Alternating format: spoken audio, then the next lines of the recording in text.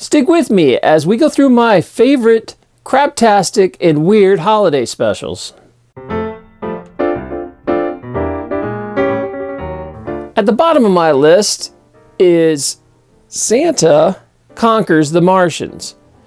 And now, this is a strange movie in the first place, but really I'm going to recommend that you watch the Mystery Science Theater 3000 version of this movie, because it's way, way funnier.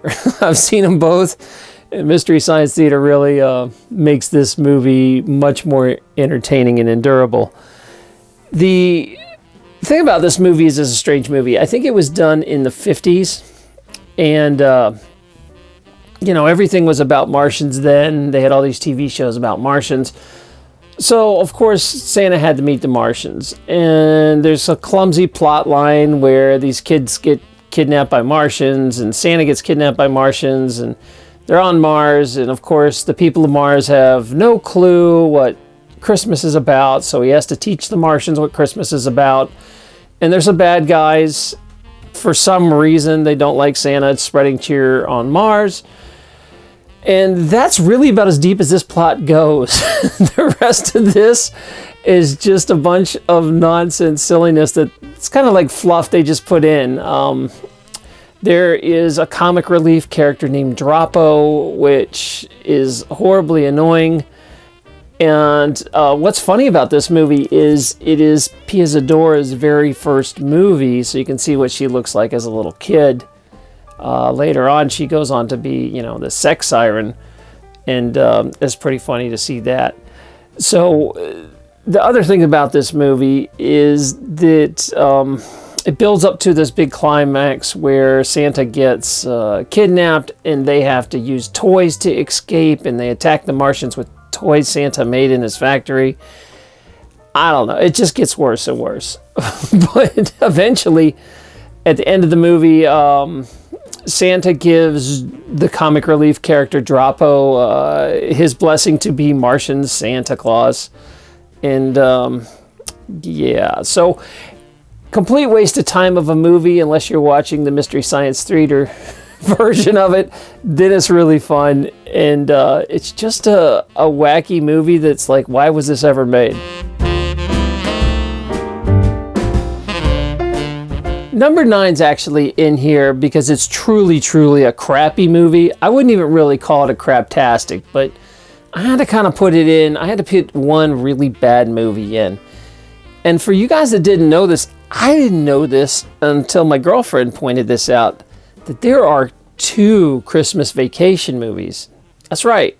The first one's awesome. Everybody loves it. The second one you've probably never heard of. It's called Christmas Vacation 2, Cousin Eddie's Island Adventure. Now, the whole thing is they take Randy Quaid, which is Cousin Eddie from all the Vacation movies, which he's awesome in the Vacation movies. He's probably my favorite part in character in the Vacation movies, but they try to get him to carry an entire movie on his own. Oh, wow. This was a disaster. And it really... They take a couple of the jokes that were in the first dozen whatever Vacation movies, and they rehash them. So, like, they make jokes about every 10 minutes about the plate in his head, and like the plate can zap bugs, and the plate can attracts metal, and it's like this ridiculous storyline that just keeps going and going. And then they take their dog that stinks snot, and they remind you he stinks every 5 minutes in the movie. They'll make the dog fart, or somebody will complain about how much the dog stinks, and it just doesn't matter. Like, the joke's not funny anymore. Eddie starts out by getting a free trip to Hawaii.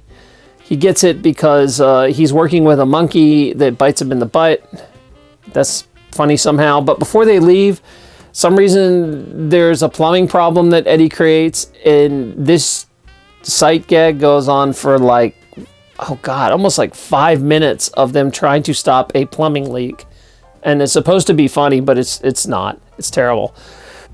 This continues as they fly out to the island. You get to watch Eddie on the airplane and some humor there. And then they accidentally rent a boat that gets stranded on this island, and they decide to set up life there, and they have a Christmas there. Now, this movie is called Christmas Vacation. There's about 30 seconds of Christmas in this movie. It has absolutely nothing to do with Christmas. They kind of just like push it in there that it happens to be Christmas Day on the island when they're trapped. That's it.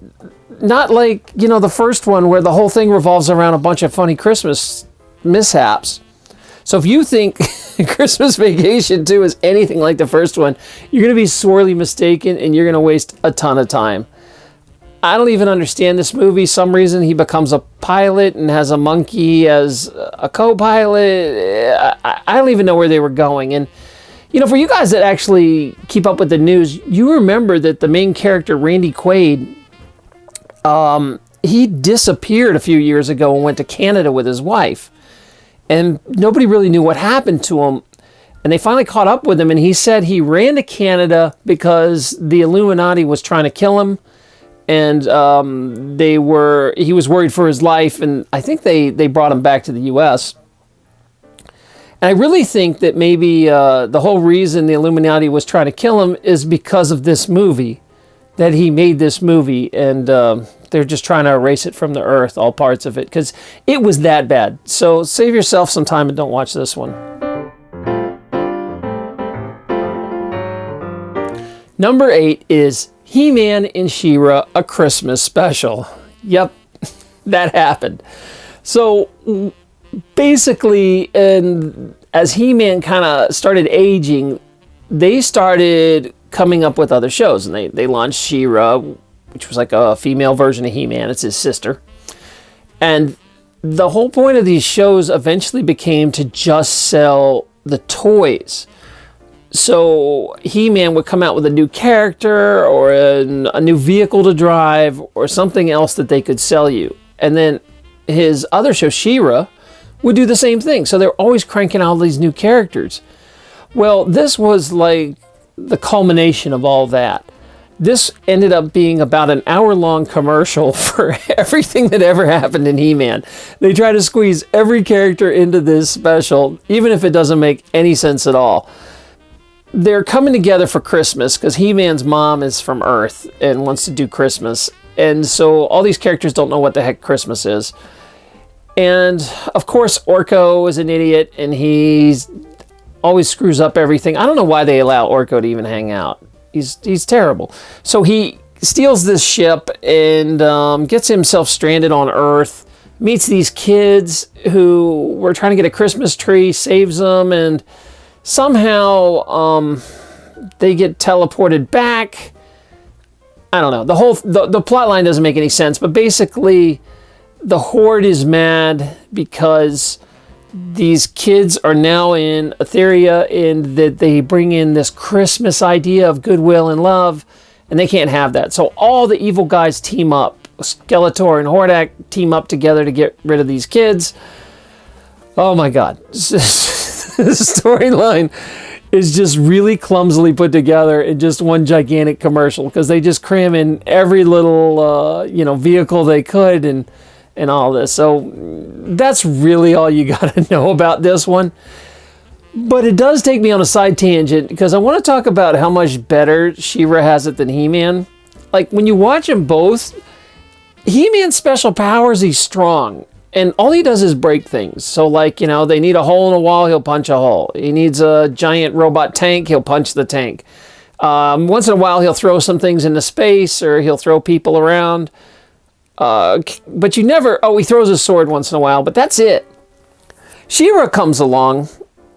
Oh my gosh. So She-Ra has all these powers. Not only is she pretty much as strong as He-Man, she's a lot faster. She does acrobatics.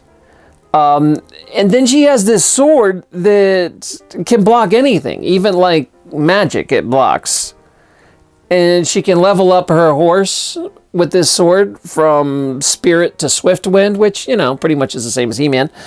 And then her sword also transmutates things. So, like, whenever she needs whatever she wants, it becomes. Whatever's convenient for sloppy plot writing, yeah, it happens. So if she needs a shield, the sword becomes a shield. She also has a helmet. a parachute, a rope. This thing, I swear it turns into a rope, and she can like use a grappling hook. It's turned into a grappling hook, a boomerang. It shoots freeze bolts. She can turn the sword to blade, which is basically like their ripoff of a lightsaber. She uses it in the Christmas special to cut herself out of a trap, and it's like this flaming sword, but it's totally a lightsaber. Ripping that off. She doesn't usually get into physical scraps unless she has to. She uses her brain to outsmart everything, and she pretty much only kills robots, right? Compared to He-Man, who's all he does is punch things. That's it. Like, what's your special power? I punch things. You know, She-Ra's got all this cool stuff, but He-Man, oh, he throws things too. So yeah, nice sexism job. And you know, although He-Man still is funnier, because when they give her witty punchlines to say at the end, they're not very good. And it just really perpetuates this whole myth that women aren't funny. Sorry. You need to talk to the writers of She-Ra, because her one-liners are not funny.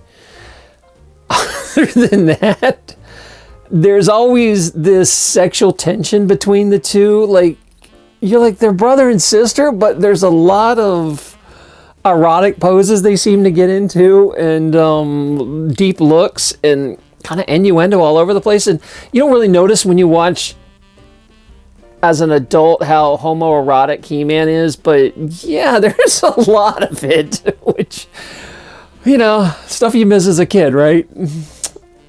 Anyway, oh yeah, we're talking about Christmas, so let's get back to the Christmas specials. Sorry, this had to be said.